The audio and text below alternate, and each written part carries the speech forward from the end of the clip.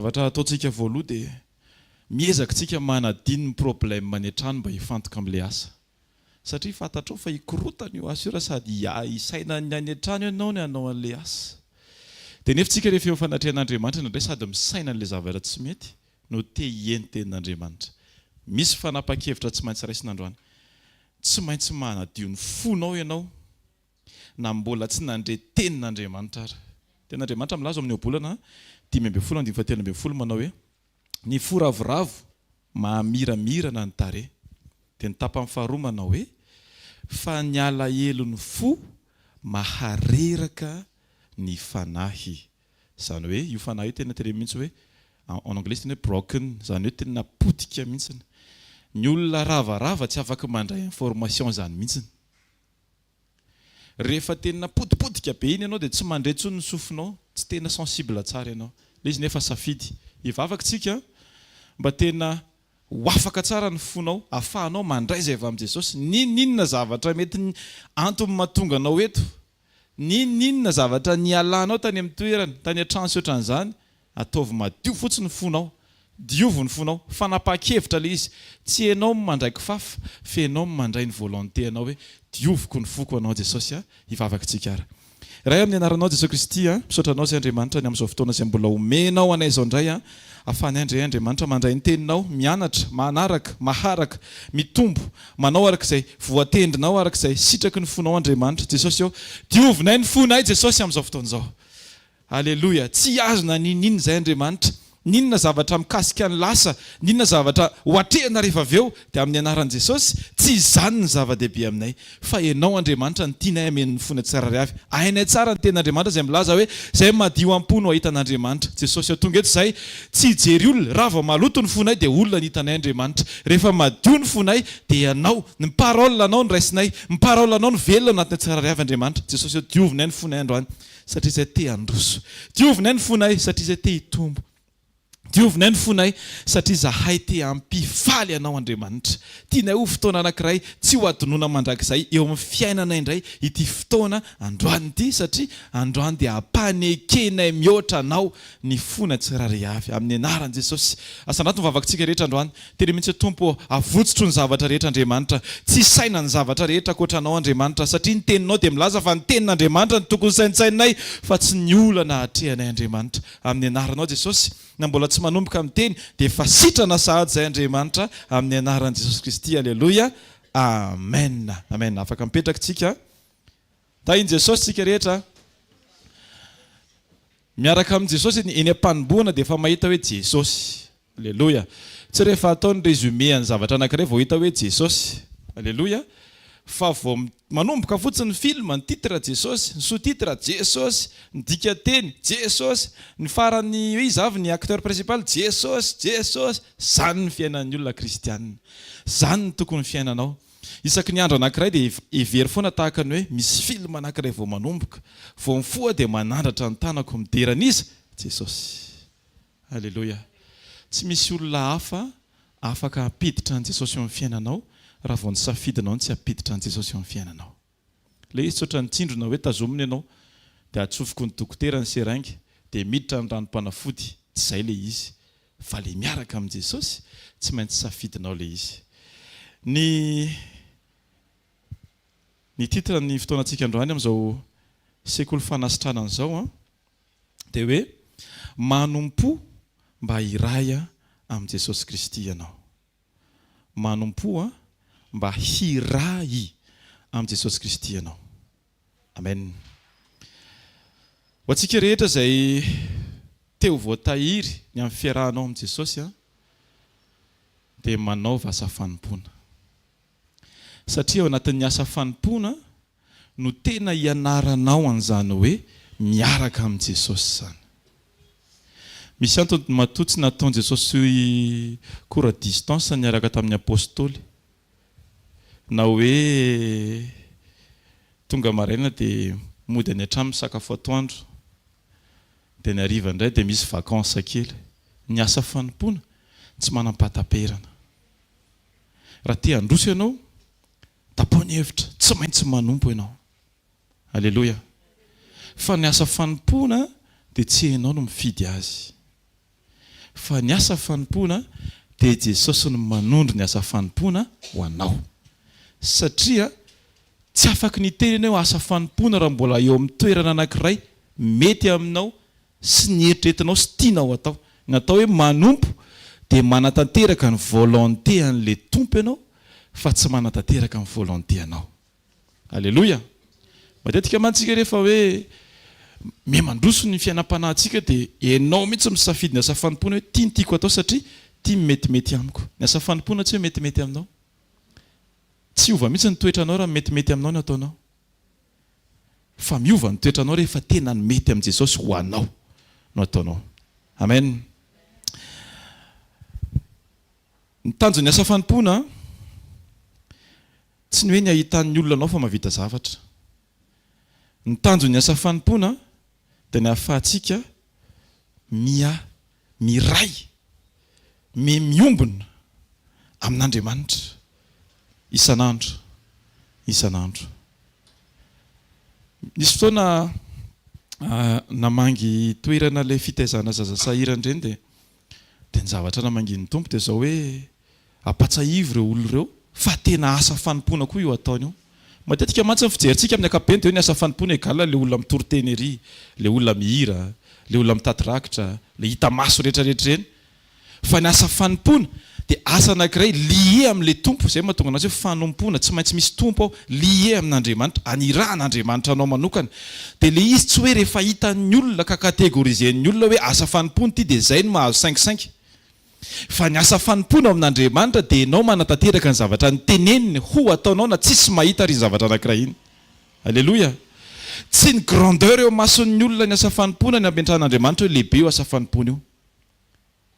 Fa ny fahitan'Andriamanitra hoe lehibe io asa fanompoana io dia manatanteraka à la lettre ny zavatra nasainy nataonao ianao. Jereo Jaona mpanao batisa tsisy fahagagana, ny akanjo ohatrany hoe ny sakafo ohatrany hoe nefa raha mbola samy natera-behivavy mbola tsisy ngeza no Jaona mpanao batisa. Hitantsika ny asa fanompoana raha hanomboka asa fanompoana aza mitady hoe hitan'ny olona fa manao. Rehefa anao asa fanompoana atao vitan'i Jesosy fa marina ao anatinao ny tenin'Andriamanitra ary indrindra mialohan'ny hanomboana satria mbola tsy fanomboana izay dia ny tenin'Andriamanitra ny tokony mitondra anao anaty asa fanompoana anankiray fa tsy ny volonté anao. Tsy hoe ndaoky ianao an'izao ianao ohatra ny efa anina feo faharoa zao mety anao fianao efa lehibebe na hoe ndao fa ambassadeur mety aminao ianao ohatra mibokimbokina ndao tena anao logistika tsy refesina misandro ny fiarana amin'i Jesosy. Izay mahatonga ny Zakaria 4:6 miteny hoe tsy amikery na mimpatanjahana fa anao izy fa mifanahako Jehovah ray. Tsy afaka no fantatra mihitsy ny asa fanompoana destiné ho anao raha tsy miverina n'Andriamanitra ray ianao dia malala an'ilay izy. Anomboko tsika ary fa zao alohan'ny hanomboantsika dia teneny hoe teneny eo akaikinao hoe tiany Jesosy be ianao. Alléluia. Dia teneny koa ny tenanao hoe tenenao amin'ny tenanao moa izany hoe Jesosy tena tiako be ianao. Dao veritsika any Jesosy tena tiako be ianao. Alléluia. Isan'andro tsika tokony manambara je t'aime foana amin'ny olona manodidina antsika rehetra. Any fa antika ilay je t'aime Jésus t'aime. Fa tsy le eritreretinao ambarao amin'ny manodidina anao fa tena tiany Jesosy be izy. Isaky ny manambara an'izany ianao dia manaisitra vato anankiray manakana anao tsy handroso eo amin'ny asa fanompoana. Ny fahatsapahanao fa tian'Andriamanitra ianao dia hampianatra anao ary ampitombo ny etaetanao hoe te hahalala bebe kokoa momba an'Andriamanitra zany. Tenin'Andriamanitra vakintsika voaloha dia Exodus 7:20 ny 5:20 sy 4:20. Exodus 7:20 ny 5:20 sy ny 9:20. Izay mivaky toy izao amin'ny anaran'i Jesosy.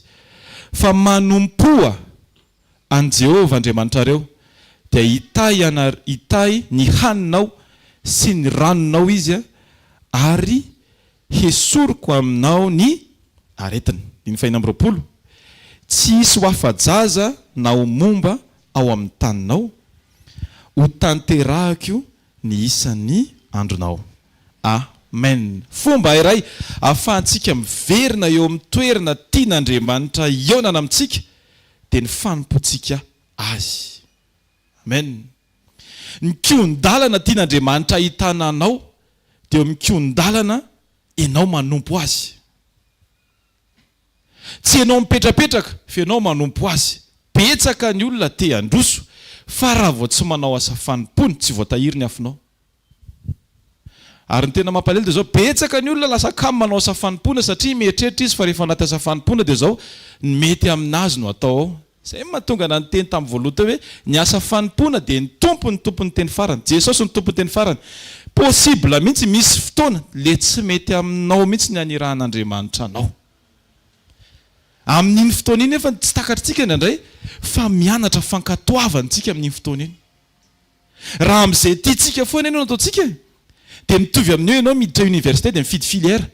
Dia rehefa tsy tianao iny dia mifindra. Première année indimy ianao tsy mitombo mihitsy. Ohatr'izany ny fiainam-panahintsika raha vao diso mijery hoe ty fanompony ty mety amiko. Ty fanompony ty tsy mety amiko. Tsika ve mino fa Jesosy nitarika anao tety? Mino an'izany ve tsika atsangano tany izay mino an'izany hoe Jesosy nitarika anao. Alleluia. Raha nitarika anao indray mandeha Jesosy Jesosy tsy mpanary an-dalana izany. Amen. Raha nitarika anao tao anatina vondrona anankiray Jesosy, alleluia, dia misy lesona tiany horaisinao sy ianaranao ao. Fa tsy hoe tonga dia zatra miabandone foana. Ny tsy mampandroso ny kristianina amin'izao fotoana izao. Izay tsy mampitovy amin'ny ataoko hoe génération antsika amin'izao sy ny génération taloha. Ny génération taloha tsy mora miabandone izany mihitsiny. Génération amin'izao fotoana mora miabandone. Tsy haiko hoe vokatry le fandrosoana teknôlôjia ohatran'izany. Ohatra fotsiny raisiko hoe ohatra hoe zatra manao compte Facebook anankiray ianao dia rehefa misy namana tsy tianao hitanao dia ovainao le izy. Hitanao tsy mitady solution ianao na mitady andravina fihavanana amin'ilay olona fa ny comptenao no ovainao. Miabandone ianao. Dia iny mi-influencer antsika tsikelikely. Rehefa misy situation anankiray dia ny solution de facilité hitanao dia miabandone foana. Miala foana. Tsy miatrika fa miala amin'ny fotoana rehetra. Jesosy tsy ohatran'izany. Ny kristianina tsy tokony ohatran'izany. Isika tsy tokony ohatran'izany. Ianao tsy tokony ohatran'izany. Za tsy tokony ohatran'izany. Rehefa misy zavatra anankiray matoa apetraka Andriamanitra io dia ny tanjon'Andriamanitra tadidio ny tenin'Andriamanitra. Romanina 8:28. Miara-miasa soa ny zavatra rehetra ho an'izay tian'Andriamanitra. Ny anjarako tsy manova ny toe-java misy ao anatin'ny asa fanompona anankiray fa zany miova mba hitondra fiovana eo amin'ny tenan'ny olona rehetra ao anatin'ny asa fanompona. Amen. Zany Jesosy zany. Alleluia. Aza maiky ny anova ny olona aloha raha tsy ianao miova voalohany indrindra. Rehefa miova ianao dia tonga saina ny olona hoe aika hoe possible afaka mireagir ohatran'izany rehefa situation ohatran'izao. Fa tsy hoe tonga dia misy zavatra anankiray mitranga dia mitsoaka miparitaka amin'ny fianakaviana. Tsy izany. Fianakaviana rehetra eto Madagasikara, ny ankabetsahany angamba ny tena ataoko hoe 7 isan-jato ny ankohonana eto misy kristianina. Fa maninona reto ny ankohonana rehetra miady? Fa nga tsisy kristianina hoe. Satria tsika indray mitsoka le fanompona ao tokantrano. Mitsoka le fanompona ny famille.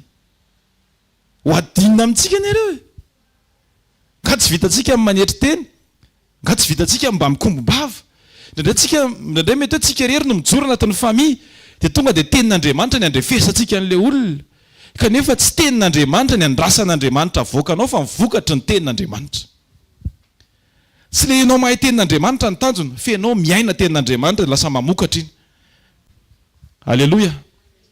Jereo tsara ny filazantsara. Jesosy mampiasa tenin'Andriamanitra, mampiasa ny testamenta taloha izy, mampiasa ny boky dimy Moïse izy. Fa zao ny ankabetsahany zavatra ny iainana dia vokatry ny fananana ny fifandraisana amin'ny ray. Izany hoe ny vokatry ny fanananao fifandraisana akaiky amin'Andriamanitra no ahafahanao mandroso sy tena mijoro sy tena mitory an'Andriamanitra. Tsy étalage de connaissance anie ny tetavin'ny olona. Tsy hoe ianao mahay tenin'Andriamanitra be, hainao ny teny grika, hainao ny teny arameanina, hainao ny dika teny fototra. Fa aiza le fototra ao anatin'ny fotsika tsirairay avy. Za ve tena miova? Mahamenatra anie zany. Mianatra anaty lakilasy anankiray ianao 5 taona fa tsy misondrotra mihitsy. Maninona tsika menatra rehefa ohatra ka redoublant any ampianarana fa tsy menatra tsika rehefa redoublant eo anatrehan'Andriamanitra. mahatonga saina anie zany reto satria tsika tsy manaiky ny tena hanompo. Ny asa fanompona dia tsy maintsy misy firaisana amin'ny tompo. Tsy asa fanompona ny asa fanompona raha vao tsy misy relation amin'Andriamanitra ray. Ary amin'izao fotoana izao betsaka ny asa fanompona efa tsy connecté amin'Andriamanitra ray intsony fa lasa asa fanompon'olona fa tsy asa fanompona atao an'Andriamanitra. Ary izay manimba ny kristianina betsaka satria isika koa izay ny teneniko hoe rehefa mipetraka eo ambony seza eo dia vaky ny tenin'Andriamanitra izay zaraina aty everenenona ny tenin'Andriamanitra rehefa tonga ny an-trano sokafo ny Baiboly miaraka amin'ny fany masina manao etude ianao fa tsy hoe izay omeny ny olona rehetra sendra renao tonga dia hohaninao daholo. Raha voaka eto zao tsika dia misy mivarotra composé dia misy manome sotra ohatr'izao dia sokafanao ve vavanao tonga dia ataonao any ambavy iny. Fa maninona ianao rehefa sakafo ara-nofo dia distinguenao tsara ny tokony hiditra sy ny tsy tokony hiditra. Fa rehefa sakafo ara-panahy dia rehefa vao misy olona miteny ohatra hoe ifonako raha miteny an'ity en tant que pasteur miteny raha vao misy pasteur miteny tonga dia teneny hoe marina za satria mpanompon'Andriamanitra izy. Reto tsy izany ilay izy ny tenenin'i Jesosy ny tokony fantarinao sy iainanao fa tsy ny tenenin'ny olona. Alleloia. Ny atao hoe kristianina dia Kristy ny fototeniny zany. Kristianina dia Kristianina izany hoe mpanara-dia ny Kristy fa tsy mpanara-dia olona ianao. Ao anaty asa fanompona betsakantsika manara-dia olona satria nahoana arakaraky ny comportementlay olona ny comportementanao manara-dia azy ianao. Rehefa tsy tianao lay olona araka teny pasteur Sandro teo rehefa tsy tianao lay olona dia lasa tsy tia azy koa ianao dia ianao mieritreritra fa hoe tsy lie aminy ianao nefa vao may ianao mifamatotra aminazy satria ny toe-poniny lasa toe-ponao. Raha samy mifamatotra ihany ve tsy ianao mifamatotra amin'i Jesosy any e? Raha teny samy safidy ihany tsy aloha hoe Jesosy no arahany fandanimpotoana raha hoe ny sainao manaraka an'i Jesosy fa ny fonao manarak'olona. Zany ny zavatra misy amin'izao. Tsy hamainina amintsika izany rehefa hiaraka amin'i Jesosy hatramin'ny fonao mihitsy meo azy. Ny safidy iray manontolo meo azy. Jaona 5:10 andininy fahaefatra ka hatramin'ny fafita. Jaona 15 fanoharana ny amin'ny voaloboka. Jaona 5:10 ny andininy fahaefatra ka hatramin'ny fafito. Vaky toy izao amin'ny anaran'i Jesosy tomoera amiko ary izaho aminareo. Tahaka ny sampany tsy mahay mamoha ho azy. Raha tsy miray amin'ny voaloboka izy dia toy izany koa ianareo raha tsy miray amiko. Andininy fahadimy. Izao ny voaloboka ianareo ny sampany. Izay miray amiko ary izaho aminy dia mamoha be izy. Fa raha misaraka amiko kosa ianareo dia tsy mahay manao na inona na inona. Andininy fahaenina. Raha misy tsy miray amiko dia ariana ny ivelany tahaka ny sampany izy ka malazo ary angonina izy ka atsipy ao anaty afo dia ho may. Andininy fahafito. Raha miray amiko ianareo ka mitoetra ao anatinareo ny teniko dia angatao izay tianareo na inona fa ho tonga aminareo izany. Amen. Amen. Teboka jerentsika voalohany dia izao hoe aza-tonoana fa ny firaisanao amin'Andriamanitra no hiantoka ny fahombiazanao. Ny firaisanao amin'Andriamanitra no hiantoka ny fahombiazanao. Jerentsika ilay Jaona 5:10 teo andininy fahaefatra manao hoe hoy izy ny tenin'Andriamanitra hoe tomoera amiko ary izaho aminao. Tahaka ny sampany tsy mahay mamoha ho azy. Raha tsy miray amin'ny voaloboka izy dia toy izany koa ianareo raha tsy miray amiko. Tsindriny tsara mihitsy io. Raha tsy miray amiko. Tsy hoe mijery an'i Jesosy fotsiny fa miray amin'i Jesosy. Averika any. Betsaka ny olona mety mijery an'i Jesosy fa tsy ny olona rehetra mijery an'i Jesosy dia miray ho azy amin'i Jesosy. Betsaka ny olona nanara-dia an'i Jesosy fa tsy niray hevitra tamin'i Jesosy. Betsaka ny olona nieny ny torotenin'i Jesosy fa tsy niombon-kevitra tamin'i Jesosy. Raha tonga aty ianao dia tapao ny hevitra za tsy hanery anao hoe miombony ianao hevitra amin'i Jesosy fa safidinao io.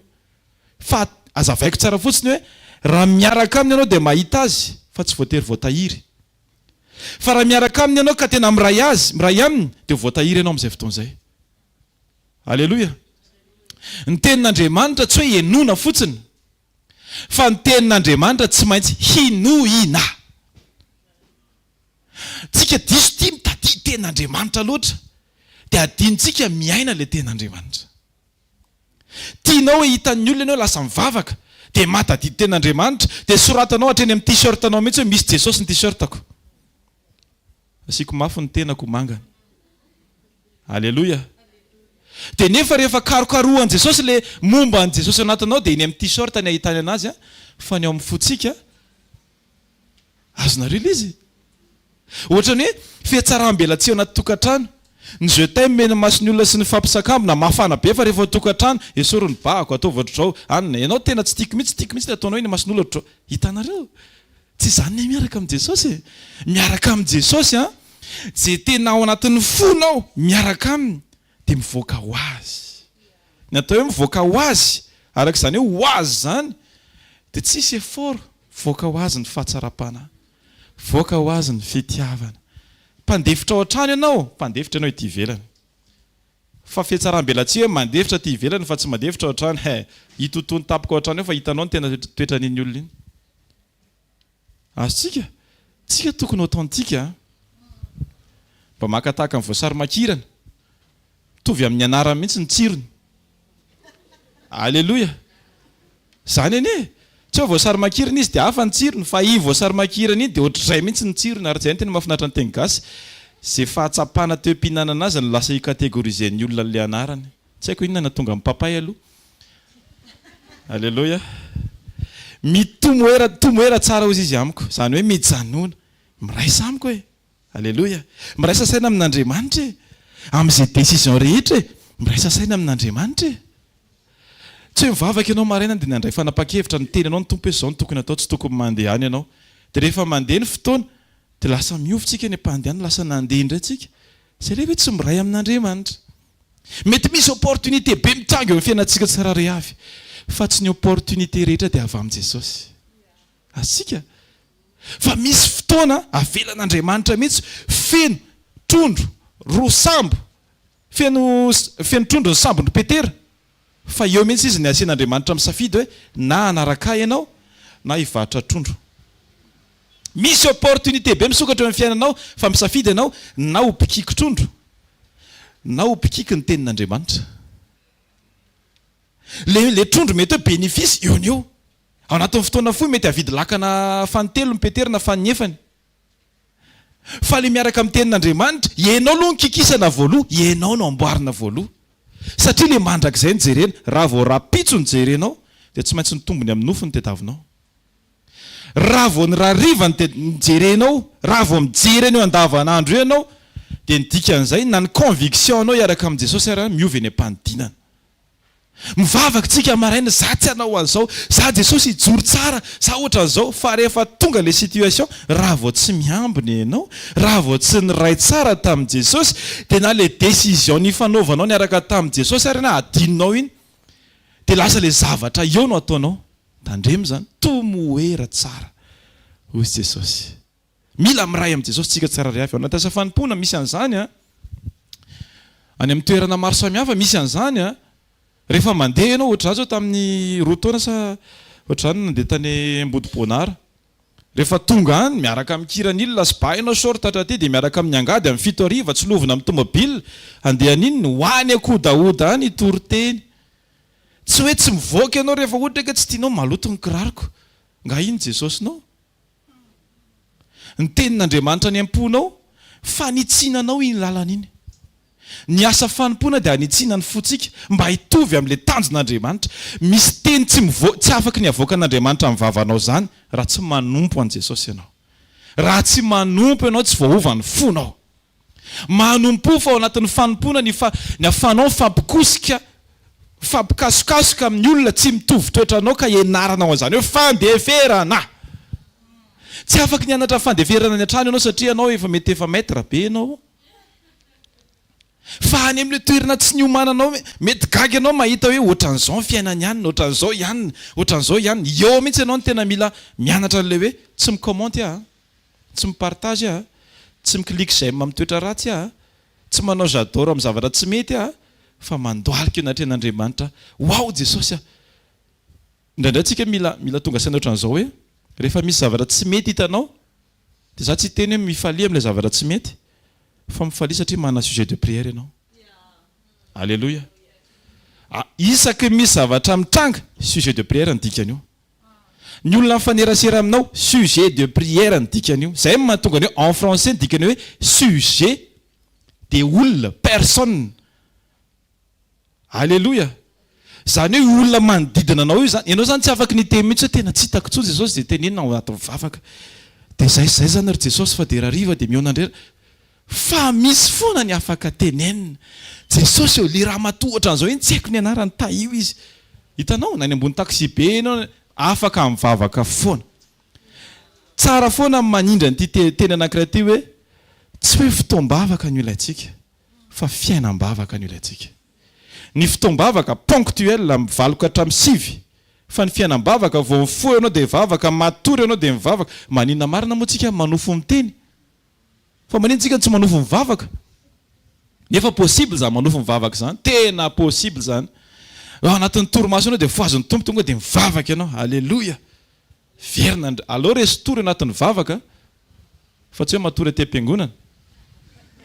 Tiako tenena hoe fohy ianao amin'ny roa maraina dia mivavaka eo ianao, mivavaka eo ianao. Dia eo ianao dia tena Jesosy amin'izay manafy lambanao eo. Amen. Mamy anie zany. Raha vao tsisy vavaka tsika reto. Vava fotsiny be dia be. Fa rehefa ampivavaka mangina ho azy io vavanao eo. Ndao tsika ho maika iray fa tsy maika hamokatra. Fa ny famokarana rehetra nefa dia aza tonoina fa tsy maintsy ny aloava amin'ny firaisana. Raha tianao hamokatra eo amin'ny fiainanao Jesosy, miraisa amin'ny Jesosy aloha. Aza tonga dia any amin'ilay vokatra, azo vao maniry dia hotsokotsonina nefa raviny fotsiny. Fa miraisa tsara, ataovy mitrebona tsara ny rasinina anao miaraka amin'ny Jesosy. Ho avy ny vokatra. Ary ny vokatra rehefa tonga, tsy tonga dia izy afaka hohanina, mbola maitsomaitso aloha. Misy zavatra ianarana indray faharetana. Tsy hoe vao maitsomaitso dia hohaninao, sady marary ny kibonao tsy manana tsiro, tsy mahazo ilay tsiro tsara ianao, manana faharetana. Amen. Jesosy ihany afaka mikarantir amin'ny vokatra tsika. Ny fananana firaisana tsara amin'ny Jesosy mikarantir vokatra. Rehefa miray amin'Andriamanitra ray tsika dia anatin'ny asa fanompoana ny ampianatra antsika ny tena qualité-na hoe firaisana tsara amin'Andriamanitra. Rehefa lalipaka ao aminao ny fitiavana an'Andriamanitra ray, ninninona rivotra mitsoka aminao tsy miraraka izany ianao. Ary ao anatin'ny fanompoana ao an'Andriamanitra no ianaranao an'izany hoe voatahiry foana. Any an-trano eny ianao afaka manao programma mivavaka fa mandehana ny croisade fa any misy programma anao matory fa ny programma Jesosy mivavaka. Fohy ianao amin'ny 10 alina, fohy ianao amin'ny 3 maraina, fohy ianao amin'ny 9 maraina, fohy ianao amin'ny 10 atoandro, amin'ny 12 départ dia mivavaka indray dia tonga any atoerana mivavaka indray. Tsisy programma nofo fa programma ny Jesosy. Ary azoko antoka fa ny mpandeha croisade na ndray zavatra foana tany. Nisy fahazarana niova foana tany. Satria ny tena manompo dia tsy mijery ny tenanao. Ianao tsy isan'izany hoe tsy maintsy ody satria tsy mahazo taxi be. Ianao tsy isan'izany hoe ahoana izao ny sakafo. Any tena tonga dia mifantoka amin'ny Jesosy ianao. En permanence mivavaka foana. Mivavaka foana. Midira manao vaza fanompoana. Midira manao vaza fanompoana. So dia 10 taona ianao eto ihany tsisy vokatra mihitsiny. Nareo ve tsy mba leo an'izany? Za aloha tena tsy manaiky an'izany raha ho anahy manokana. Tsy ekeko mihitsy hoe za ve Jesosy dia mbola ohatran'izany. Ay, tsy mety amiko izany. Tsy maintsy androany aho manapa-kevitra. Tsy maintsy mifoha mivavaka. Tsy maintsy manao an'izao manery ny tenako mihitsy hanao zavatra anankiray satria tsy tiako, tsy te hiaina an'izany. Tsy mety amiko izany zavatra izany. Rehefa ekenao anatin'ny fona lalina hoe tsy mety amiko ny tsy mandroso, tsy vitanao mipetrapetraka. Tsy maintsy mandroso ianao. Teboka faharoa, firaisana mihazona amin'ny fahombiazana. Mety misy fotoana ianao mahomby. Mety misy fotoana misy fruit zavatra ataonao. Fa aza tonoina fa mifanompoana tena ankasitran'Andriamanitra dia tsy ny hoe vita am-boalohany fa ny ten'Andriamanitra milaza mihitsy izay maharitra hatramin'ny farany no vonjena. Tsy hoe ianao mamokatra indray mandeha. Ohatra hoe manao asa fanompoana anankiray ianao, ohatra hoe ataoko hoe fiderana. Manao asa fanompoana fiderana anankiray dia tonga dia mety ilay izy, aleluia, voninahitra an'Andriamanitra. dia miprojet anao voalohany to ndao amerina ndana aloha vavaka alleloia tsy hoe nety le teo dia tsy maintsy mety ny faharoa fa natonga ny mety mivavaka aloha nisy famondrapo be deaibe ngamba ny tao ambadika tao corrige aloha zay zavatra zay satria ny tanjon'Andriamanitra amintsika dia tsy hoe ianao mavita zavatra tsara ne Jesosy ane mahay tsara lavitra noho ny ataonao noho ny ataoko zany hoe tsika zany tsy tokony hiezaka ny prouver amin'Andriamanitra mihitsy hoe zany hoe mahay zavatra ry tompo jereo ny nanaovako azy raha mbola zay tsika dia mbola mila miverina ihany aloha mbola tsy nanompo akory ianao satria am'le fanompona eny le niteneniko tamin'ny voaloha teo tsy zay tianao tsy le mahafinaritra anao tsy le hiverinao fa mety misy dika reny le tany Majunga tamin'ny mois de juin iny ohatra mivita ihany fa rehefa tonga ny novembre miverina ozy izy Jesosy fa mbola tsisy mety amiko azosika Jesosy zany tsy mijery an'ilay hoe ohatrinona ny budget laninareo fa Jesosy mijery ny qualité amin'ny fonao teo ampanaovana azy nisy fotoana naka ny zanako avy nianatra dia miakatra amin'ny avaradoha iny mandrapatonga ny rond-point météo dia amin'ny akavanana eo misy an'ilay olona manosika sarety reny dia misy an'ilay hazo be reny anatin'ilay izy dia manosika hatralahy dia izay mianaka zany mandeha motorina dia za zany ao an-tsaiko tena Jesosy tsika mahazo an'ity hazo ity tonga dia vita mifanaka ohatr'izao za tena tia hazo be mihitsy mantsy dia zavatra nampianarin'ny tompo anahy dia zao hitanao reo zao mifanampy be manosika mandrapatonga ery atapin'ny météo ery fa rehefa tonga eny reo dia faly ozy izy fa nefa ny tena mahafaly anao izy izy tsy ry zareo tonga ery fa le firaisany zareo manosika firaisampo toe-po eo ampanaovana asan'Andriamanitra fa tsy le tanjona vita anao croisade tsika ny fianaratsoa toe-potsika ny tetavin Jesosy mety misy fotoantsika mieritreritra hoe tsika ndeha hitory ihany fa Jesosy mahita hoe ianao mihitsy ny mila toriana za mihitsy ny mila tsangana za mihitsy ny asiany manao sakrifisy ndana ary fa ary mety toerana novako anao na vitany eto ary le izy dia hoentiny ihany aloha na ary ianao novaiko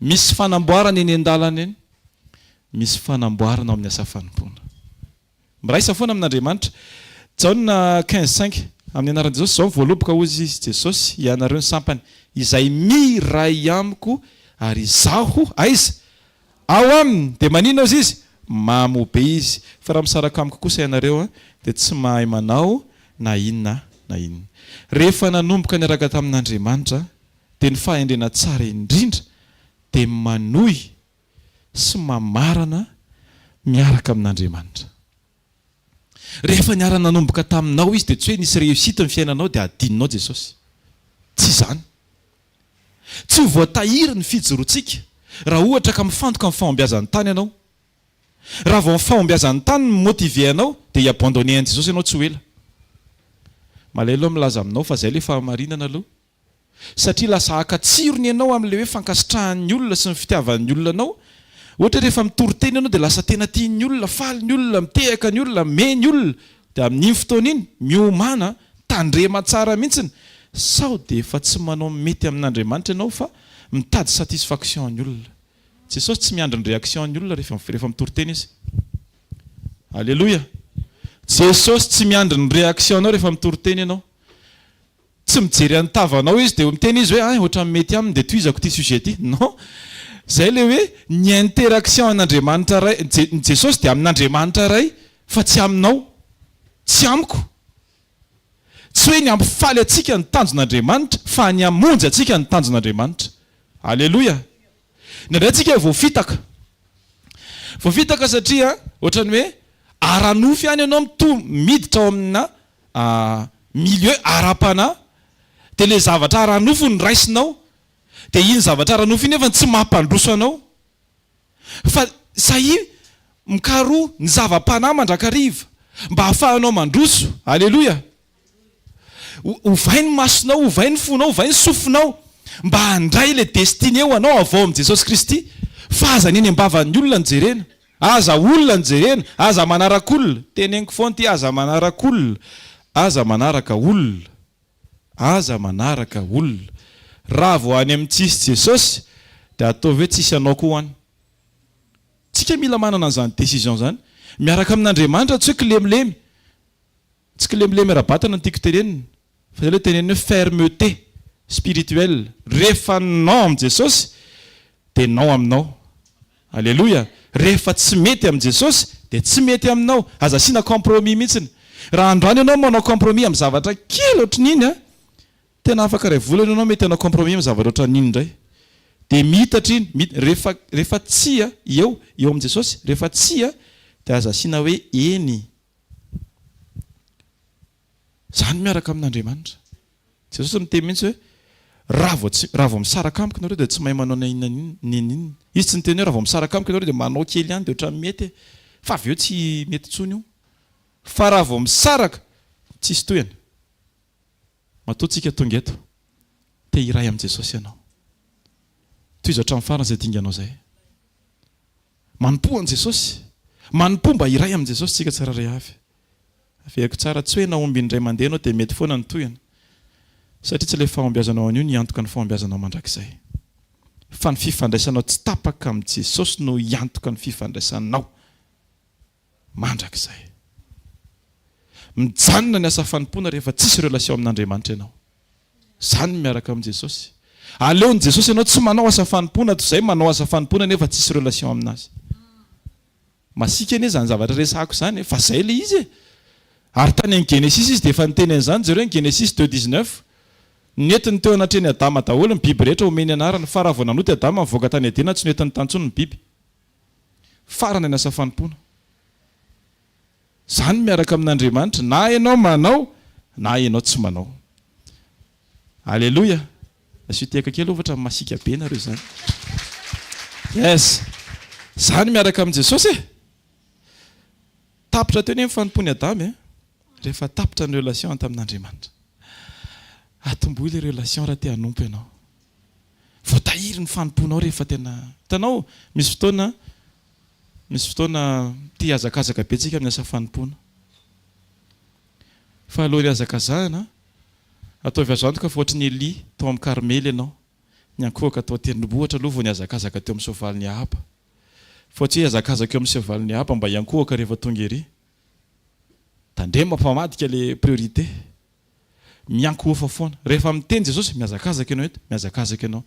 Rehefa miteny Jesosy tonga dia go ianao. Dia eo am-pandehanana eny amin'ilay go eny enohy tsara Jesosy fa tsy hoe go mandrakizay izy ity. Azonareo? Tsy hoe indray mandeha nahazo go ianao dia izay teny rehetra renao tonga dia go foana. Fa rehefa mahazo isaky ny teny dia misy go anankiray, misy maniraka anankiray. Raha vao misy teny hafa verena mivavaka. Irahanao ve za sa hitondram-bavaka inona ny andrasanao amiko. Aza tonga dia maikina anatanteraka. Na mampitory teny ary tsy hoe tsy maintsy mitory foana ianao. Na mampihira ary tsy hoe tsy maintsy mihira foana ianao. Na mampandihy tsy hoe tsy maintsy mandihy foana ianao. Na inona ny asa fanompoana mety ataonao. Asa fanompoana fanampiana Korintana voalohany toko 2:12-20. Asa fanompoana fanampiana mety manampy ianao any ambadika any. Fa aza manampy raha tsy Jesosy miteny ianao hoe manampia. Ny atao hoe irahan'i Jesosy dia mihaino an'ilay nanirahan'i Jesosy dia manatanteraka izay niteneny ny ataonao tsy manao latsaka, tsy manao mihoatra. Ny mihoatra ny fanirana dia fiatanam-po ary Jesosy tsy tia fiatanam-po. Izay ny olona natao amin'ny Matthieu 5:20 izay ny 7:20. Etam-po loatra Petera. Vao hoe premier de la classe nafantatra fa izy ny Kristy velona dia tonga dia nihetrehetiny hoe izay tenen'ny vavany dia marina daholo. Zany anie ny olona. Ndraindray tsika rehefa ampiasain'Andriamanitra indray mandeha dia manana certitude sy conviction fosika. Izay tsika ohatran'ny hoe izay teneniko dia marina. Tsy izany io a. Miaraka amin'i Jesosy izay teneny ihany marina fa na tsika ampiasaina ary mbola hamarinina. Alléluia. Zany miaraka amin'i Jesosy mila tena hoe méticuleux tsara ianao miaraka amin'Andriamanitra. Ilay izy tsy hoe zavatra aki, tsy hoe efa nosorana ohatra. Dia izay teneniko rehetra dia tsy maintsy confirmen'Andriamanitra. Ianao ny tokony miteny izay am-pon'Andriamanitra fa tsy hoe Andriamanitra miconfirme izay teneninao e. Tsy hoe izay teneninao dia terenao eken'Andriamanitra. Ilay izy ny tsy hoe télécommande potseriko ity dia hovaiko Jesosy e. Fa ilay izy tsika miova tsikelikely eny am-pandehanana. Alléluia. Zany ny miaraka amin'i Jesosy eny e. Hitanao fa misy zavatra mila sitranina amintsika satria izany fahazaran' izany mila miala izany reto. Maika mihitsy tsika amin'ilay hoe sitrano ny tongotro ny tanako sy ohatran'izany fa nefa ny fiainam-panahinao ve manahoana? Sitrano ilay fomba fijery. So dia par intérêt anao ny rahanao amin'i Jesosy. Fa inona ny intérêt an'i Jesosy amin'ny fiainanao? Eo amin'ny fiainako. Matsiaro tena ve zaho hoe tena Jesosy hoe tena manana tombony amiko ve ianao? isaky miaraka aminao ve za dia mahatsiaro teninao manatombony amiko ianao. Za ve mitory, za ve mijoro amin'ny fahatsaranao isan'andro isan'andro. Sa zay olona manodidina dia ataoko mangidy rora mihitsiny. Nefa ny anaranao tsy hoe tambavina eferitany. Mila matsiaro an Jesosy ny olona isaky mahita antsika. Alleluia. Aza manonofy ahomby fa manofisa iray amin'Andriamanitra. Raha vao manofy fahombiazana ianao mahita anao ohatrany hoe iny afatena ohatran'izao eo asan'Andriamanitra teneniko eo ampitoriana teny eo ampanaovana mahita anao be olona be ohatran'izany aza manofy an'izany ianao fa voafitaka amin'izany ianao. Satria lasa hankafy ny fitiavan'ny olona anao ianao. Ny olona mpitehaka aminao ihany ny hamelaka anao fotoana anankiray. Fa Jesosy rehefa mitehako anao tsy hamelaka anao zany izy. Amihana anao izy. Le fahatsapantsika mihitsy tsy tokony hitodika any amin'ny olona. Ny asa fanompoana dia hanaisotra ny fahatsapanao tsy ho any amin'ny olona fa ho any amin'Andriamanitra. Alleluia. Satria eo ny anitsiana anao hoe ye. Tsy hoe rehefa tsy mety ny ataony ihany dia tsy hanompo intsony ianao. Zao marina anie tena mahagaga. Rehefa misy zavatra tsy mety ataon'ny olona anao dia Jesosy niaran'izay zavatra izay. Satria hoy izy ianao hoe za tsy hanompo intsony fa ohatrany tsy tiako ny ataony ihany. Ihany manao le izy dia Jesosy miaingona azonareo hoe victime. Mampalahelo ny zany rehefa tsy mety ny ataon'ny olona dia Jesosy foana ny antontsika. Sanatrian'izany. Fa manomboka androany rehefa tsy mety ny ataon'ny olona vavakantsika. Alleluia. Raisiny karne menamena dia soraty ianona nanao ohatrao vavakantsika Jesosy raha riva. Na tsy manina ataovy anio. Tsy hoe tonga ianao kory dia ametra tanany ambony lohan'ilay olona vao hitanao tsy mety ny toetrany tsy izay tsy fahendrezay zavatra izay. Fa raisy foana ohatrany hoe fahanany ianao. Asainao anaty buffet ianao amin'ny fotoana anankiray mifanerasera amin'ny olona izay hitanao hoe mbola misy zavatra mila hitsin'Andriamanitra. Tena hoe buffet de prière. Manger. Alléluia, mihinana. Vavaka foana. De toutes les couleurs izy pasteur Volola zay. Alléluia, zany miaraka amin'ny Jesosy. Ny toerana ahafahana hitahirantsika tsiraray avy dia eo amin'ny fanatrehan'Andriamanitra. Andiny fahenina, raha misy tsy miray amiko izy dia ariana ny ivelany izy. Raha vao tsy miray amin'ny Jesosy tsika dia ny ivelany toerantsika. Fa tsy hamainina amintsika izany. Ndao iray amin'ny Jesosy. Raha tonga aty ianao mijery fotsiny, mahalala an Jesosy, mijery an Jesosy, fa tsy miray amin'ny Jesosy, jereo tsara ny tongotra sao dia efa nivelany ny ilany. Zany miaraka amin'Andriamanitra.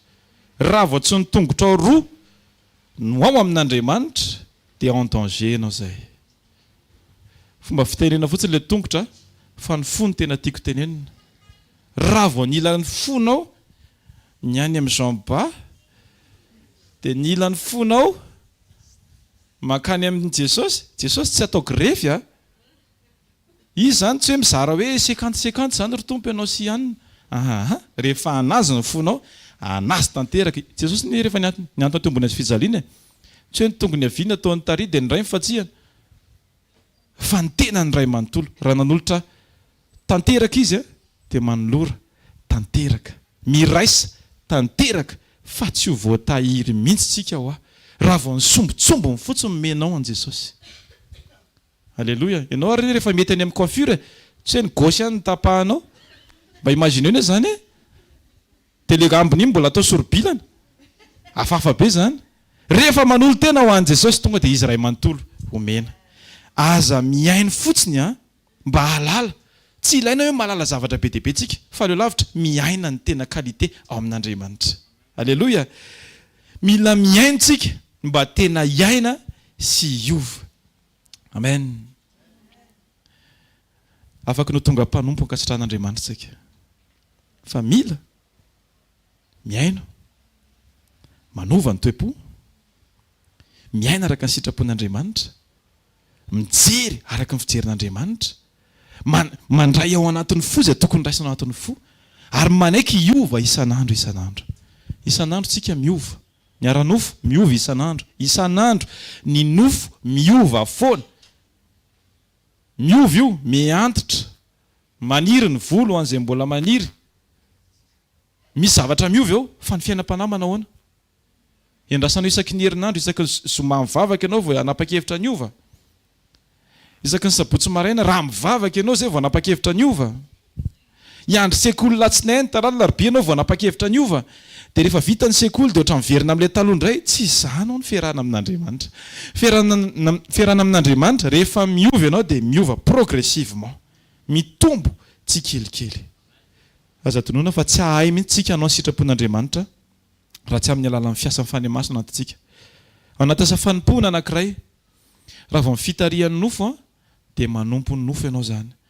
Fa rehefa fitarihan'ny fanimasina dia eo ny mahafantaranao sy hatakaranao hoe tia kay ny programan'Andriamanitra ho anahy manokana. Alleloia. Korintana voalohany toko faharoa andiny faha 12.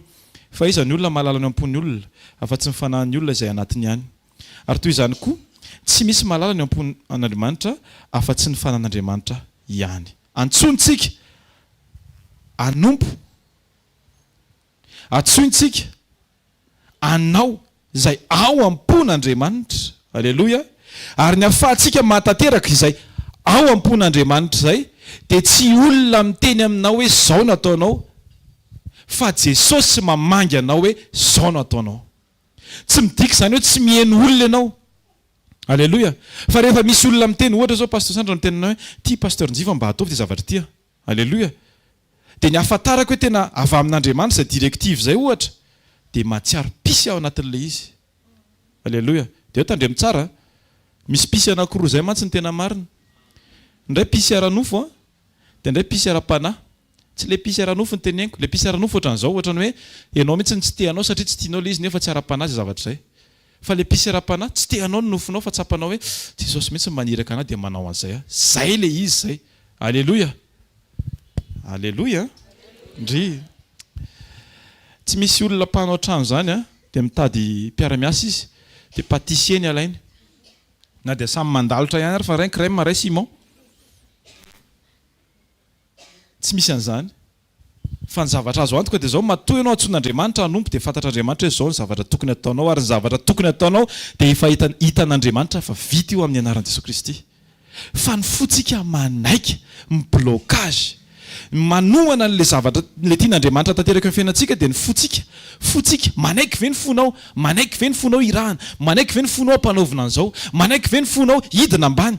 Tsy ilay zavatra eritreretina hoe za ohatra an'izao tia ny tiako atao Jesosy eny tianao atao zay fa zao tia aloha ny ataonao androany. Zay le manompo. Ary tsy hazaka an'izany tsika raha tsy ampy firaisana tsara amin'Andriamanitra. Miraisa tsara amin'Andriamanitra, mitoery anatrehan'Andriamanitra mandrakariva mba ho voatahiry. Rehefa mamokatra indray mandeha araka ny teneniko teo tsy tonga dia hoe mety foana ny toyany. Fa miverena ao amin'i Jesosy. Tsy hoe manao asan'Andriamanitra mitovitovy ny andrasan'Andriamanitra amintsika. Tsy dika mitovy ny tediavin'Andriamanitra. Tsy hoe manao asa fanompoana ny olona anankiray dia iny ianao fa ianona ohatran'ny manao fa efa nisy rivalité taloha tao ohatra. Dia vao manao ilay olona anankiray dia iny koa ianao fa manao dia mieritreritra ianao fa asa fanompoana zay, tsy asa fanompoana zay. Satria par définition ilay niteneniko teo ny asa fanompoana lié amin'ny tompo. Raha vao tsy lié amin'ny tompo ianao dia tsy lié amin'ny tompo ny action ataonao. Dia tsy ankasitrahan'Andriamanitra zany. Tsy hoe manao ny hafa dia manao ianao, possible mihitsy. Manao ny hafa dia hozy ny tompo hoe ianao tsy manao. Mahomby ny hafa dia hozy ny tompo hoe ianao mbola mipetraka ihany. Ianao nefa amin'io efa tena tsy androna mihitsy hoe ataoko ohatr'izao Jesosy, ataoko gauche io, ataoko droite io, ataoko ohatran'izao. Fa io mihitsy Jesosy miteny anao hoe petraka ianao satria misy ny atao hoe vokatry ny fanahy faharetana. Misy hoe faharipo zay ao amin'ny Galatiana toko 5 ao. En anglais tena teny mihitsy hoe long suffering, zany hoe sofra miaritra, mifanohatra mihitsy zavatra andrasanao sy zavatra mitranga fa miandry. Zany ny fanetsiana tena. Tsy hoe izay tiantsika fa izay tiany Jesosy miandry ianao. Raha vao mbola rozy ny feu ery na ampidirinao raha ny 5e mijanona aloha ianao izy ny tompo. Alleloia. Tsy hoe te handeha ianao feno plein lasantinao dia tsy maintsy mandeha ianao. Ilay izy tsy hoe feno ny fehepetranao dia mety io. Fa mifanontanina mipetraka feno ve ny fehepetran'i Jesosy. Ary zao na feno raha ny fehepetran'i Jesosy mbola misy fotoana izy miteny hoe mijanona ianao. Tsy hoe rehefa mety amin'ny saintsika ny zavatra anankiray dia terentsika ho atao. Tsy izany. Manompo an'i Jesosy eo ny ahitanao sy androsoanao hoe tena zao ny tena miaraka amin'i Jesosy. Raha mbola mijery ivelany fotsiny ianao, jereo fa na ny fariseo sy ny saduceur mba nihaino an'i Jesosy rehefa nitory teny izy. fa tsy mitovy mihitsy ny toeran'ny fariseo sy ny sadoseo tao aorian'ny fitsanganan'i Jesosy tamin'ny maty sy ny apôstôly. Ny apôstôly niaraka taminy teo foana, niara-niosina taminy teo foana, nanompo niaraka tamin'i Jesosy teo foana, nahita ny ambony sy ny ambany, ny ambony sy ny ambany tsy hoe fombiazana sy fombiazana, fa nahita ny toetran'ny olona mety sy ny toetran'ny olona tsy mety, fa nahita ny réaction an'i Jesosy. Ao anaty hasafanimpoana, ianaranao mijery ny fomba an'i Jesosy. Hoe raha Jesosy zao ny teto dia ahoana ny réactionny? Izy rehefa nitabatabaina dia ahoana ny réactionny? Izy rehefa teo anatrehany zavatra anankiray dia ahoana ny réactionny? Rehefa mifantoka amin'i Jesosy tsika dia misy zavatra anankiray mahafinaritra fa izy miantoka antsika tsiraray avy. Rehefa tonga ampitaketra dia izy nandony etran'ny Petera. Jesosy ene. Jesosy ene tena mikarakara ny olona akaiky azy. Manina ary tsika manalavitra azy. Ka ianao tsy te ho karakaraina? Manakekeza mihoatra. Tena hoe misisika mihitsy. Sahi manao ohatran'ny John nefa be volombava be mbola matory amin'ny tratran'ny olona misy volombava. Zany tsy mijoro hoe za ve olona ohatran'izao dia atory eo ambony tratra. Tena zany miaraka amin'i Jesosy. Manetry tena. Miverina tahaka ny zaza. Manao tsinitsinina ny tena. Ambanina fa vao mahay mividy lasopy an'ilay olona. Alléluia. Atao tsinitsinina vao mahay vidananao ilay arendrina krismasy ireny izy. Asika ve? Maninontsika rehefa ao tokantrano mahavita an'izany e? Satria lié amin'ny zanantsika tsika. Tsisy olona tia frôme zany. Atsangano tany izay tia hoe? Tsisy frôme. Jereo tsara. Fa rehefa tonga ao an-trano ianao zanako mbola kely iny misy an'ilay ohatran'ny frôme. Isona lefosi. Na mahafatifaty ianao ilay tongotr'ilay zaza ohatran'ny hoe tsy emboka kely sotra izany. Satria misy liaison amin'ilay zaza ianao. Fa raha olona tsy fantatra ao ary. Tsangana mihitsy pasteur Vololona. Azonareo ve? Satria tsisy liaison. Raha vao tena tafaray amin'Andriamanitra ianao dia zavatra mitranga. Tena mahafinaritra be miatrika. Ny afafahany vorona misidina dia tsy maintsy izy micontre rivotra. Dia ny position an'ny elany fotsiny no vainy dia miakatra izy. Ovay fotsiny position an'ny elatra ao. Aza mivavaka mba hoe tompo tsara ty fa tsy zakako.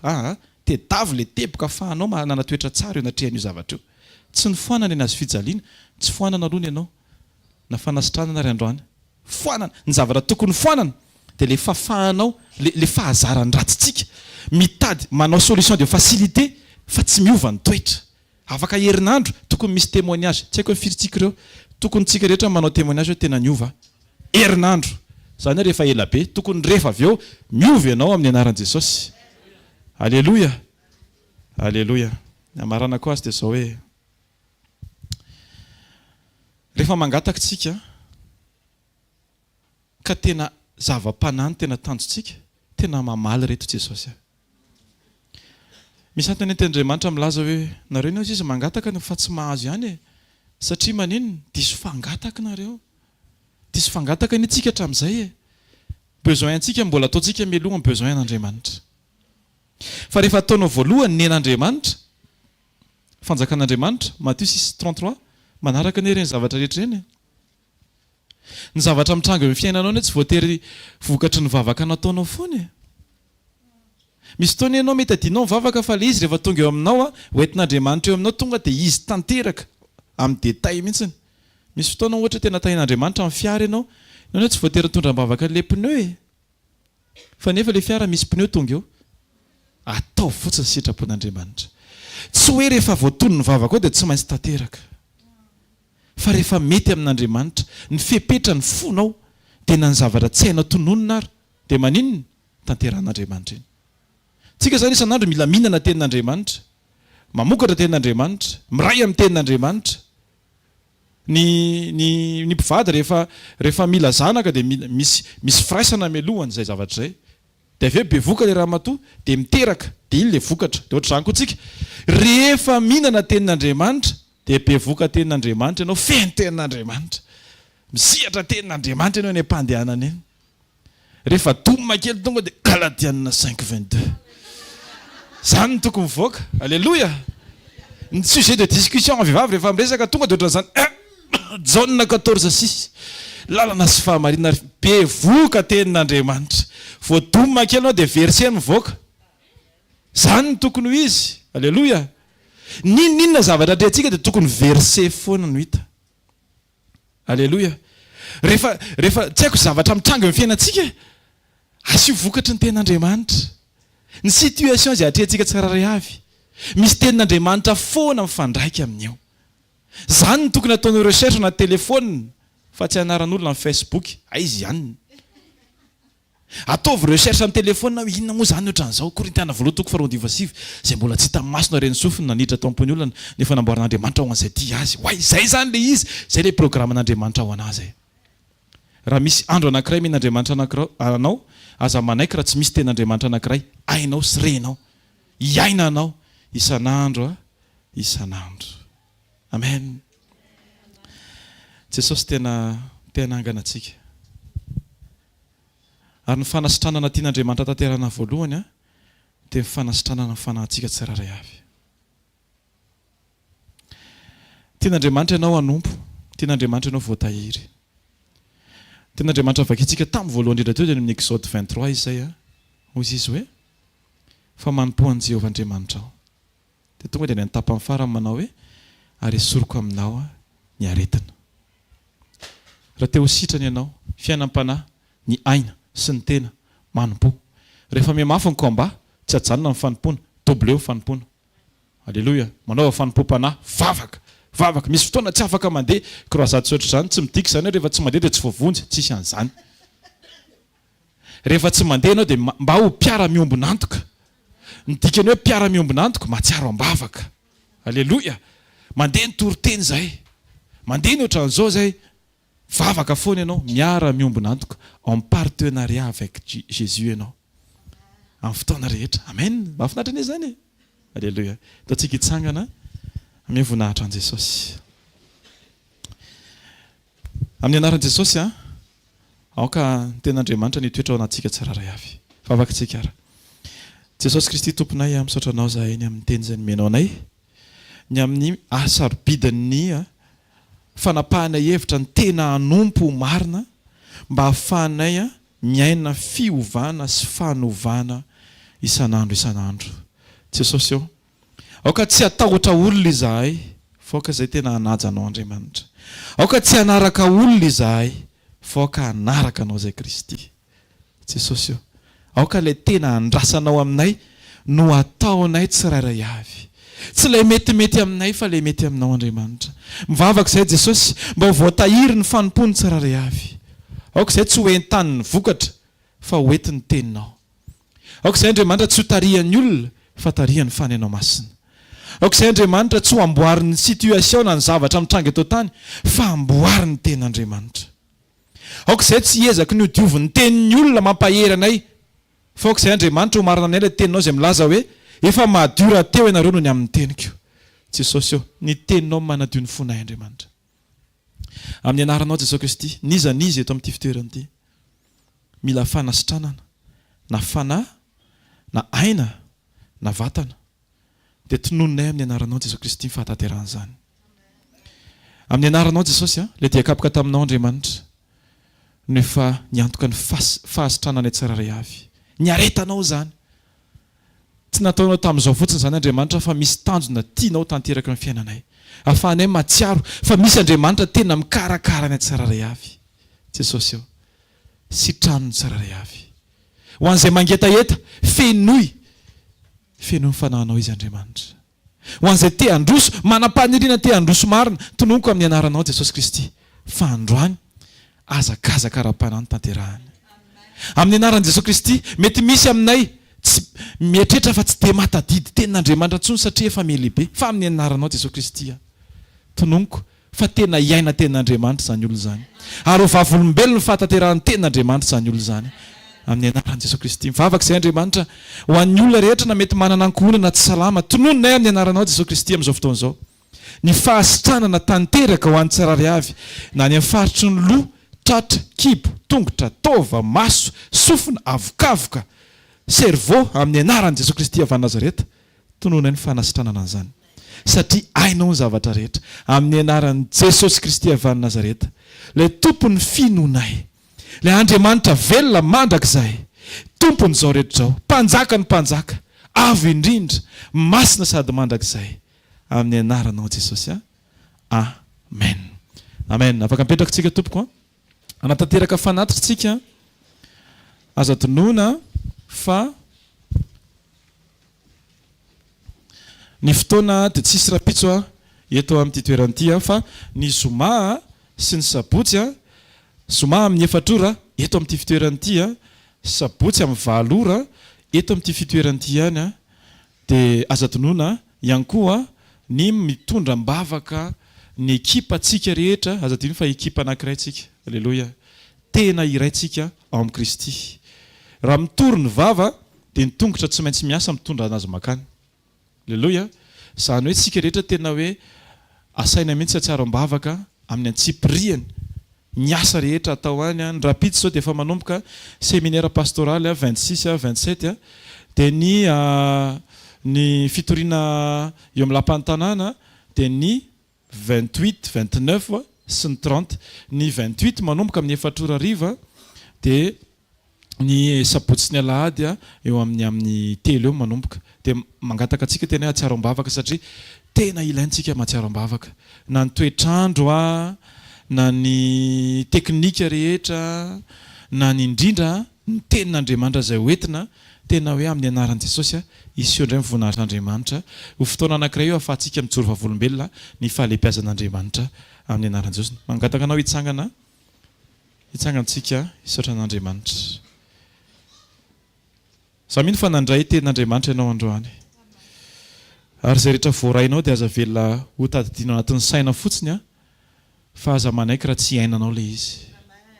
Mba tsy olona tahaka ny tiroary ianao dia mitahiry ny anjaranao fa tsy mihinana mihitsiny, fa torinao androany mihinana tenin'Andriamanitra. Aleo lavitra mihinana tenin'Andriamanitra, zao hoe ampinany ny tenin'Andriamanitra, mihinana tenin'Andriamanitra, miaina tenin'Andriamanitra, mitondra vokatra ny tenin'Andriamanitra. Alleluia. Vavakantsika ary. Ray amin'ny anaranao Jesosy Kristy, misaotranao sainy amin'ny fahafahanay, mbola nanao fanatitra andray Andriamanitra. Jesosy fantatra hoe fa ny tena tediavinao aminay dia ny fonay Andriamanitra. Jesosy tsy ny sombo ny fonay nomenay Andriamanitra, fa ny fonay tanteraka. Jesosy anao zahay, dia mbola ho anao foana izahay, ho anao ny fisainanay, ho anao ny fiteninay, ho anao ny fijerinay, ho anao ny mombanay. Aoka ty andro ty Andriamanitra, ho andro ampiharanay izany teny izay nirenesinay izany Andriamanitra, ka ho tonga vavolombelon'ny fahatsaranao zahay Kristy amin'ny teboka rehetra, amin'ny dingana rehetra izay tsy maintsy atrehanay, dia aoka fa Kristy no velona ao anatinay tsiraray avy. Amin'ny anaran'i Jesosy Kristy mivavaka izay mba ho voatahiry ny tsiraray avy, ho tafajoro foana amin'ny fotoana rehetra. Ninona zavatra atrehanay dia hita fa Kristy mihitsy ianao Jesosy no mato anay, fa indrindra nitsangana ao anay tsiraray avy ianao. Mankasitraka ny amin'ny teninao, mankasitraka fa satria mbola menao sofiny izay afaka mandre teny, afaka manova ny fonay, manova ny sainay sy ny fijerin'ny Andriamanitra. Amin'ny anaran'i Jesosy aoka tanteraka aminay izany. Raisy nitsotranao ary. Amin'ny anaran'i Jesosy Kristy tononoko ny fahombiazan'ny tenin'Andriamanitra eo amin'ny fiainanao manomboka androany. Amin'ny anaran'i Jesosy tononoko fa ny fanahy masina nitokana hitarika anao amin'ny fiainanao. Amin'ny anaran'i Jesosy ho voninahitr'Andriamanitra mandendeha ianao. Amin'ny anaran'i Jesosy ninona zavatra ataonao dia hita fa Kristy mihitsy no velona ao anatinao, ka tonga ny maro hiverina ao amin'i Jesosy Kristy. Amin'ny anaran'i Jesosy tononoko fa ho mpamerina maro amin'ny fahamarinana ianao. Hitahanao ny Jehovah ka hiaro anao, ampamirapiratra ny tavany aminao ny Jehovah ka hamindra fo aminao, anandratra ny tavany aminao ny Jehovah ka hamehanao ny fiadanany. Amin'ny anaran'ny Ray sy ny Zanaka ary ny fanahy masina. Amen. Sarao fahasoavana, fa fahasoavan'Andriamanitra matoy izao fa fahasoavan'Andriamanitra matoy izao nareo mitsikitsiky ohatr'izao tahiny Jesosy daholo dia manaova fety aza diny mitondra mbavaka ny firenena. Alleluia.